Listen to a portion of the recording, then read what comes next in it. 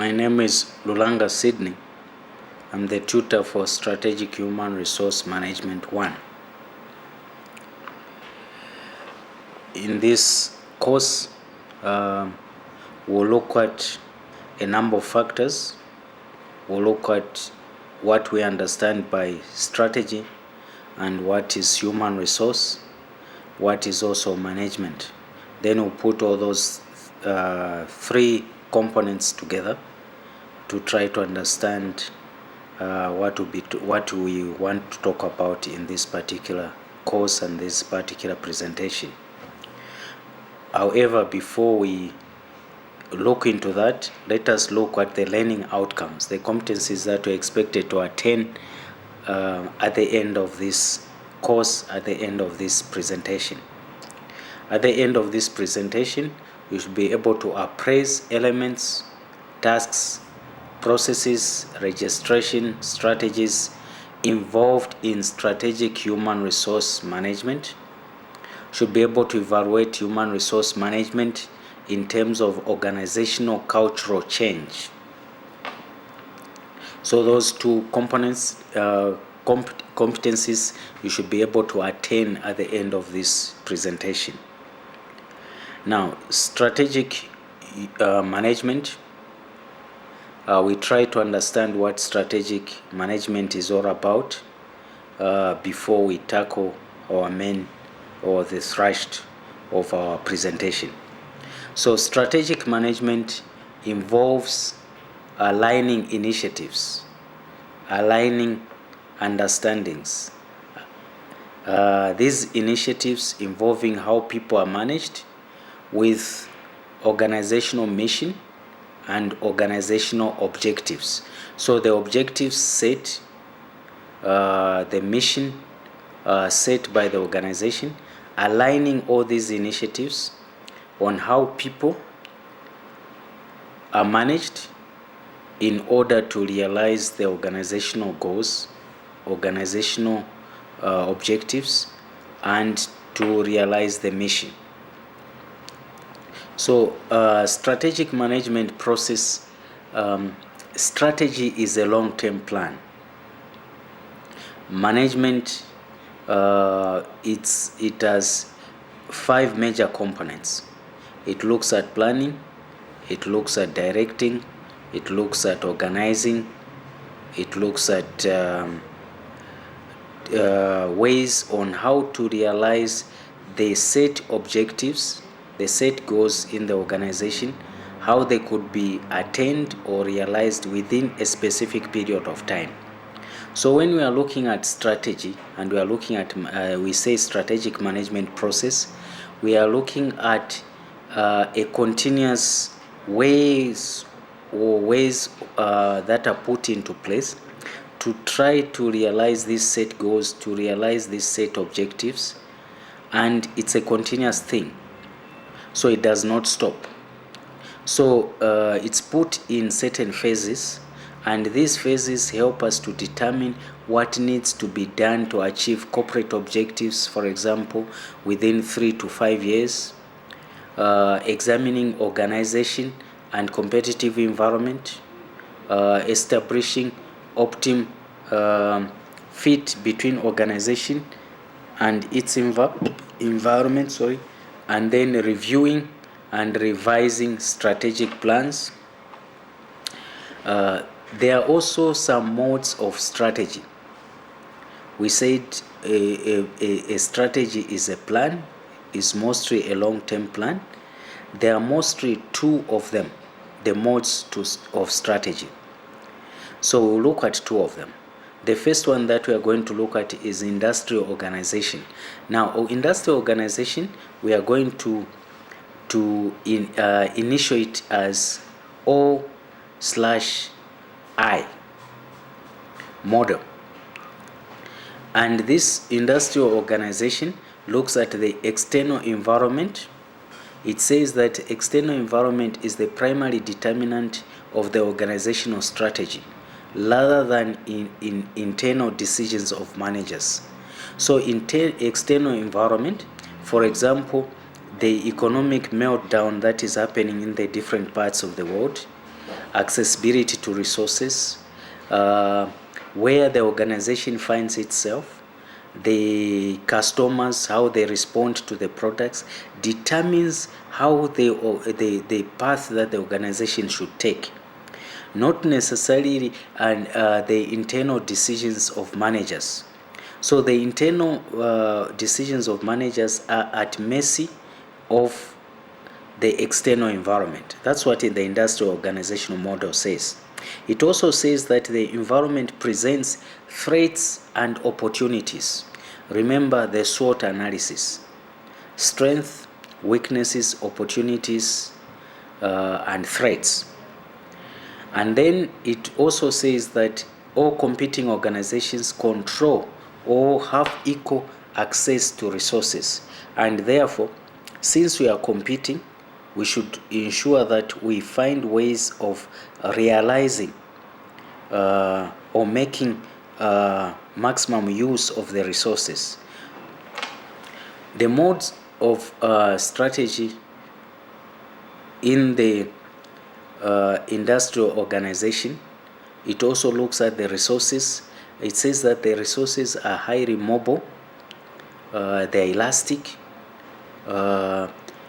there's a lot of movement of resources because everybody's looking at the same port, and therefore organization's success is only achieved by offering goods and services at lower costs than competitors, making one's products different from the other competitors, bringing in that difference premium values. So the industrial organization makes us to realize that the external environment, the environment, determines a lot in the manner in which we do our business. Then the second mode is the resource-based view. The resource-based view, we are going to initial this one as RBV. It looks at the organization's resources and capabilities. It looks at the internal affairs of the organization. It focuses on the internal factors. And it says that this should be the basis for strategic decisions. What the organization is able to do, what the organization has, its line of expertise should determine the decisions or the strategic decisions that the organization makes. And then the competitive advantage, it says that resource-based view says that the competitive advantage is gained through acquisition and value of organizational resources. And then it also says that the organizations can identify, locate, and acquire key valuable resources. Resources are not highly mobile within the organization or across the organizations, and once acquired, the organization needs to make maximum use of these resources.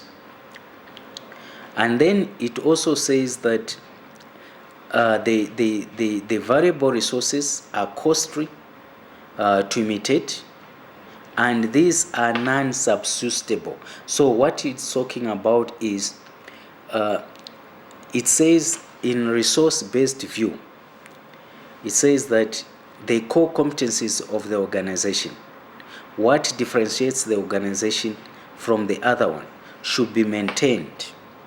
And this is key when it comes to gaining the market.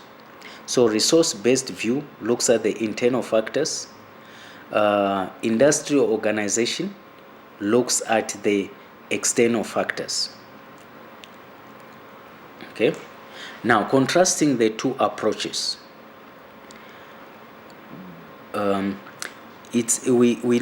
we say that research itself provides us with support for both positions. So what drives the strategy is both internal and external considerations. In external consideration, we say that the strategy is driven by resource acquisitions. We are all organizations are looking at the same resources. Depending on who has the better strategy on acquiring those resources before the others, and making better use of those resources, ensuring that the product that comes out is different from the others, has a better standing or a better chance on gaining the market. For the internal consideration, it talks about the strategy as being determined by the internal resources or internal factors.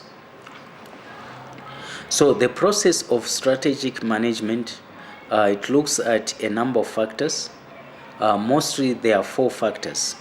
It looks at the mission statement, it looks at the environmental analysis, it also looks at the organizational self-assessment, and lastly it also looks at establishing goals and objectives. Now, when we look at the process of strategic management, we look at the mission statement, for example. The mission statement, we'll look at an example of the mission statement. We are going to look at the IOL mission statement. The environmental analysis. The mission statement defines the purpose by which the organization exists. So, the statement. What statement does the organization want to present to the rest of the society, the rest of the community, and to the world at large?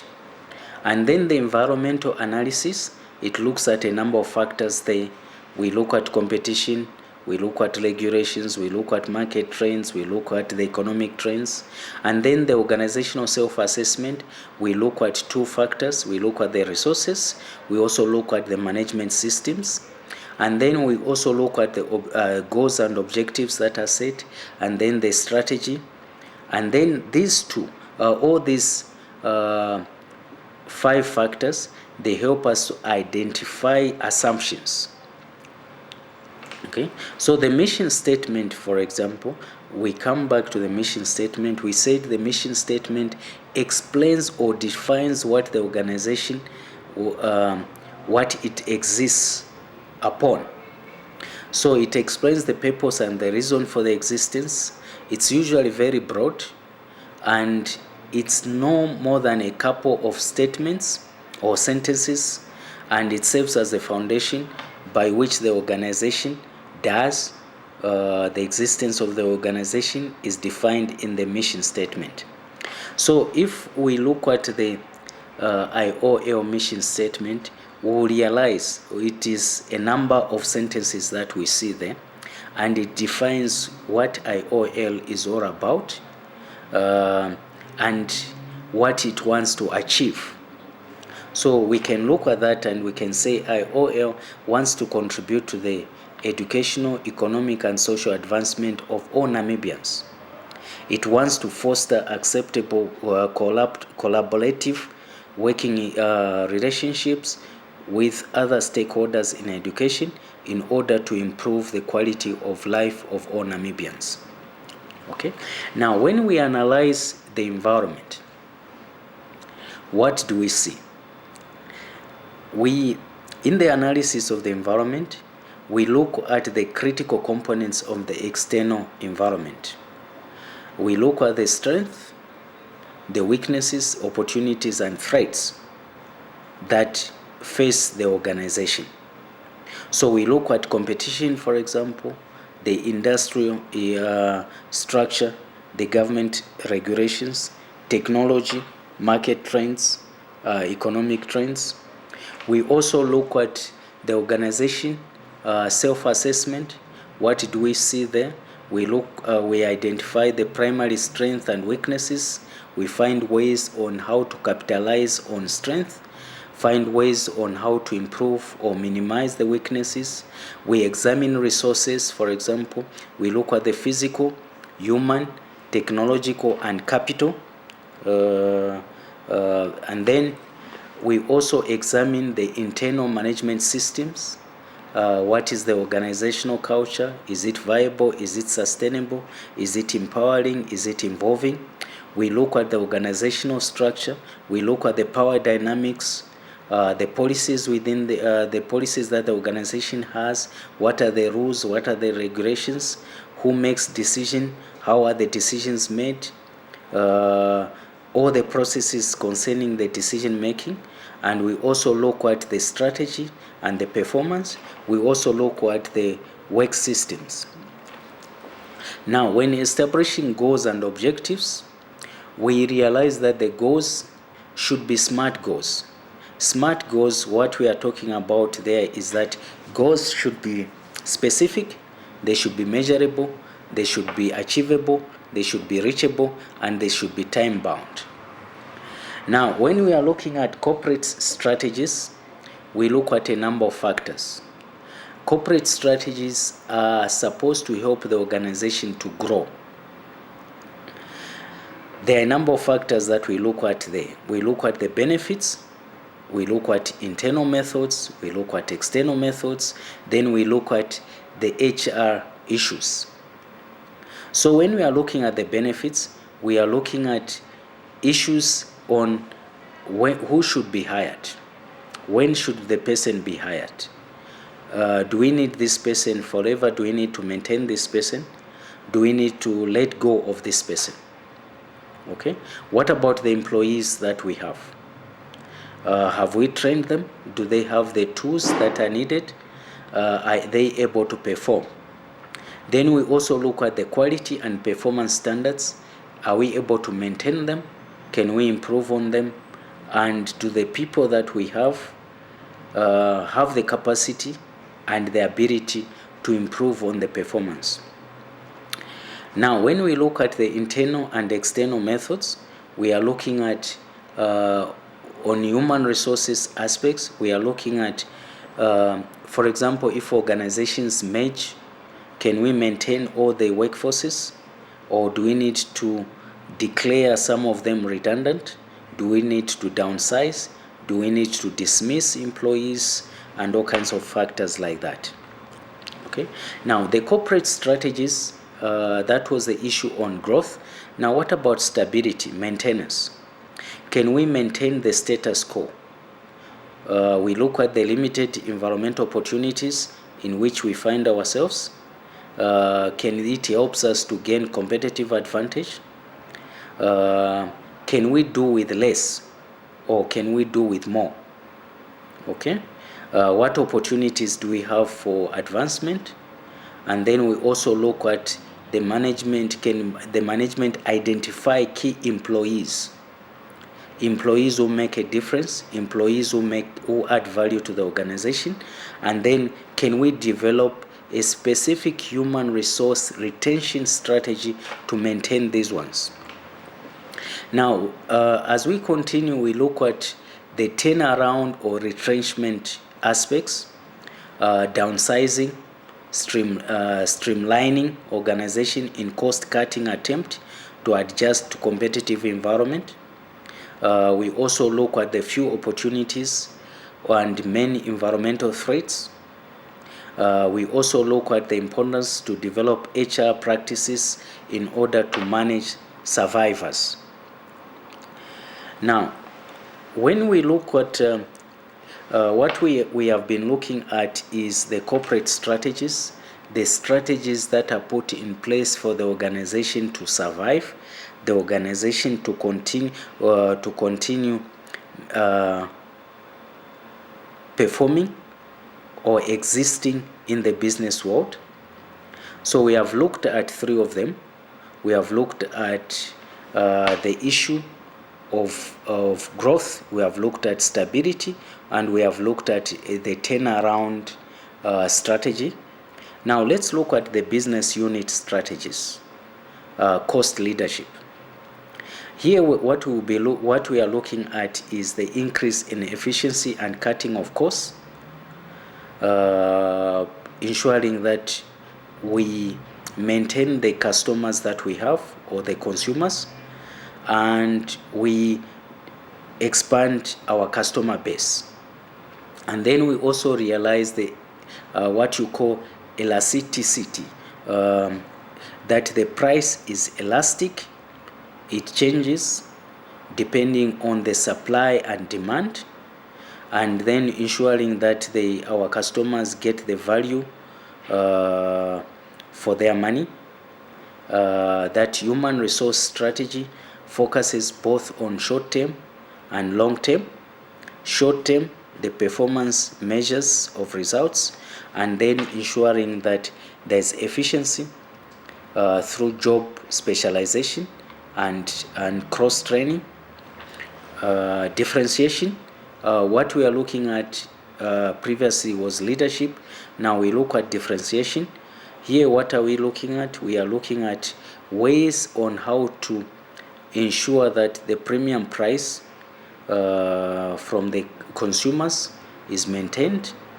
We try to ensure that our products are different from our competitors.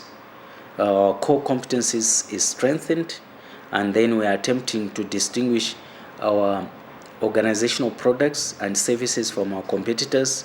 We are creating that difference. So we ensure that the organization offers employees incentives and compensation for creativity. So we should ensure, we should maintain, we should encourage creativity, we should encourage innovation, and we should compensate for that. We should realize it, we should recognize it.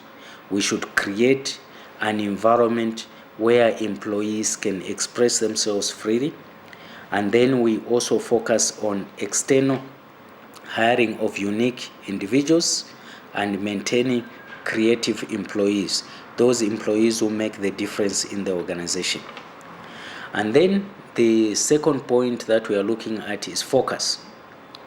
Strategic intent is to gain customer loyalty of neglected groups of consumers.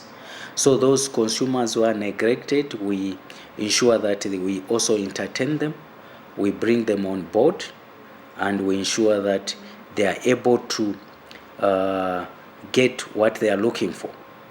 So we also ensure that employees' awareness of uniqueness of market segment, thorough employee training and focus on customer satisfaction as critical factors.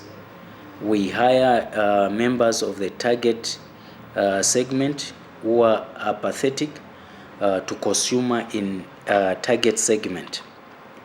So we look at Cont'd and Dyer. They have come up with a typology of strategies, and that typology of strategies, what are they looking at? They are looking at a number of factors, and these factors, they are practices. So they look at staffing, they look at development, they look at rewards, they look at the work system, supervision, employee relations, labor relations, and government relations, that we can look at in detail. Okay. And what else do we see from the strategic approach to HR? So what are the benefits of strategic human resource management? If this is put into effect, what will the organization realize? The first one, it will realize that strategic human resource management facilitates development of high quality workforce through focus on types of people and skills that are needed. So we'll end up having the right people in the right place at the right time. So there will be no wastage. There will be efficiency.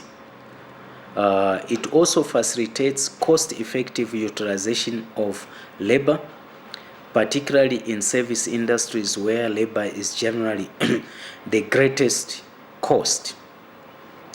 So strategic human resource management also facilitates planning and assessment of environmental uncertainty and adaptation of organization to external forces.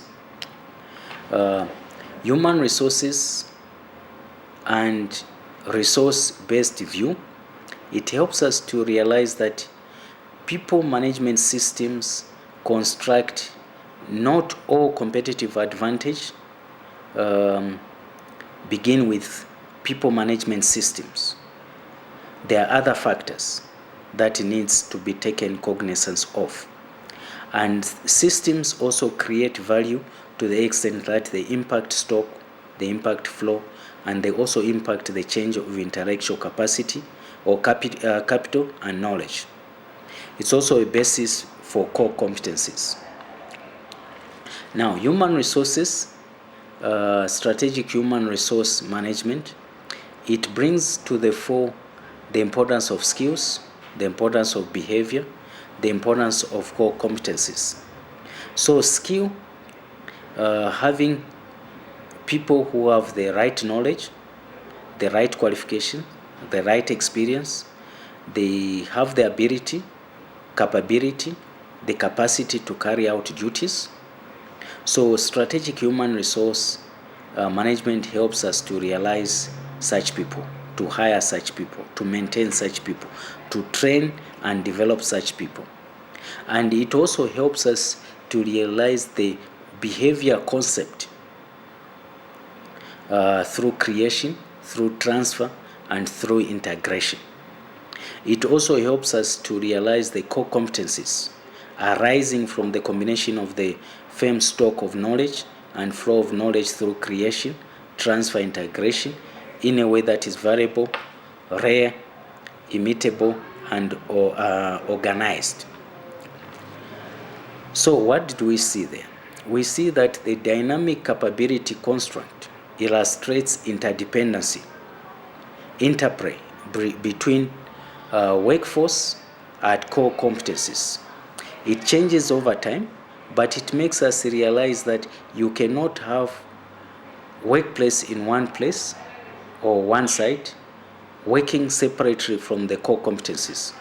These are interrelated and these support each other in order to have the quality product that we look forward to.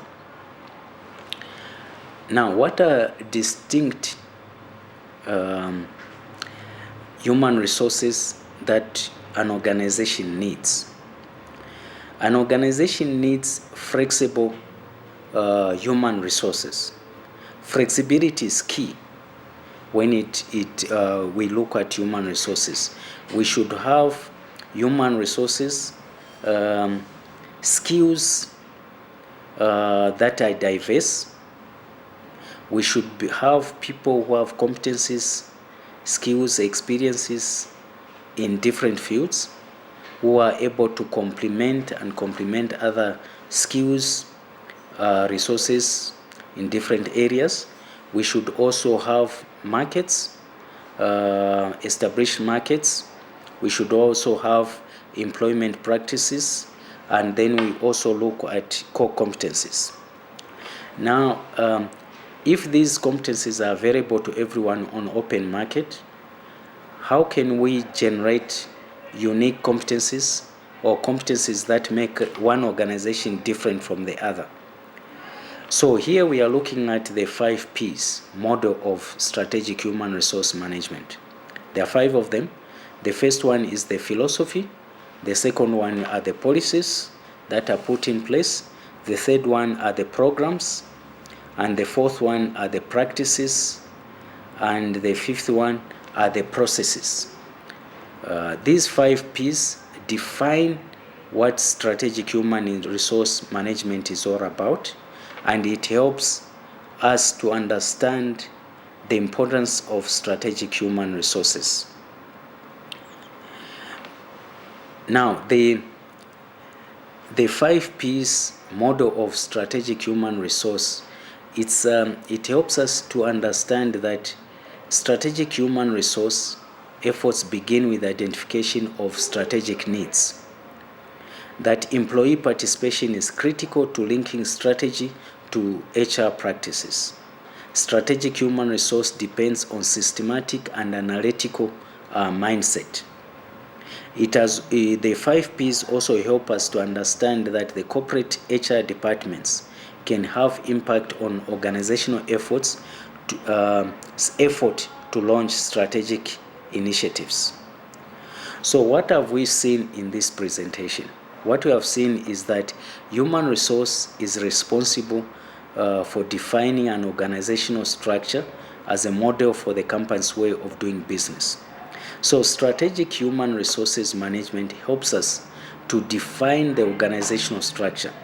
It also helps us to be accountable for conducting an organizational audit, having the right people in the right place at the right time. It looks at hiring, it looks at maintaining, it looks at promotion, demotion, it looks at recognition, it looks at what can make this organization different from the other. We have also looked or seen that human resources help us to take account or help organization to take account of its own work and to set clear priorities.